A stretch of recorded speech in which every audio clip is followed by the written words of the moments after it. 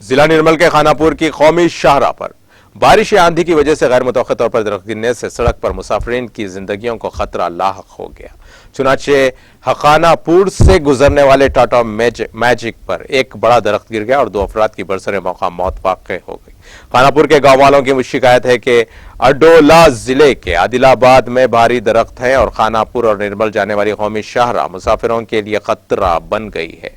پور جاتے ہوئے آندھی اور بارش کی وجہ سے ایک بڑا درخت گر گیا اور ٹاٹا میجک میں سوار 2 مسافر موقع پر ہی جاں بحق ہو گئے۔ نرمل نے کہا کہ اسے ڈر تھا کہ سڑک پر جاتے وقت سڑک کے اس پار کے درخت گر جائیں گے۔ انہوں نے کہا کہ ہم جب بھی سفر کرتے ہیں تو سڑک پر درختوں کو کاٹ دیتے ہیں اور اگر ہم ان کی دیکھ بھال کرتے ہیں تو گاڑیاں چلاتے ہیں تو بھی حادثات ہوتے ہیں۔ تاہم حکام نے کہا کہ سڑک کے آر پار درختوں کو فوری طور پر ہٹانے کا حکام کی ذمہ داری ہے تاکہ مسافروں کی حفاظت کو یقینی بنایا جا سکے۔